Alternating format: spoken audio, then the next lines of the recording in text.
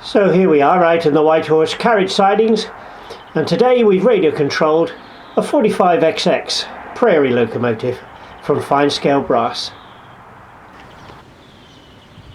This is a lovely locomotive.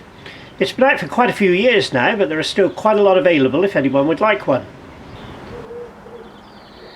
It's got lovely internal details on the back head. This is a very useful engine and useful for both goods and passenger on anybody's layout. This one's been radio controlled with a TX20, and the on-off switch gear is right here underneath the coal load. Now the first thing I'm going to do is to turn on the transmitter by pressing the little button on the front. You can see the illuminated light, and then if we come to the switch gear, you'll see that we've got an on-off switch, a charging socket. We also have a little indicator light here, and the aerial is attached to the coal load, so we can't lose the coal load. So if we turn it on, yes, you can hear the hiss of the blower going up the chimney. It's got sound. We'll just pop the coal load back into place, and if we take the TX20 we can test it. There's the whistle. We can let off steam.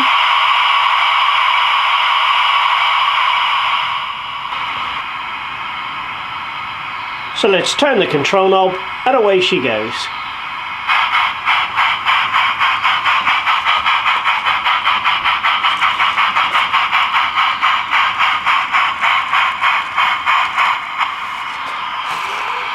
And here we have the sound card remote control for setting up the sound.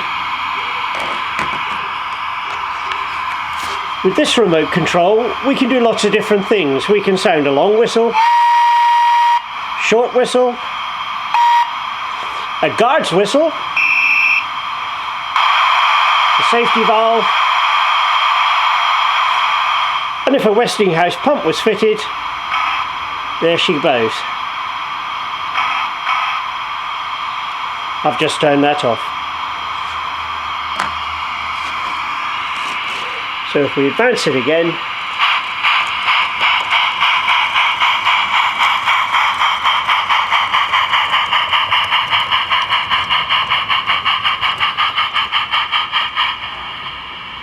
and of course the reverse is the same.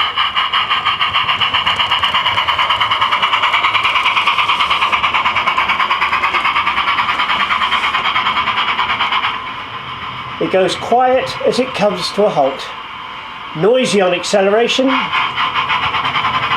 and then quiet as it slowly comes to a halt. What a lovely loco, and it doesn't get much better than that.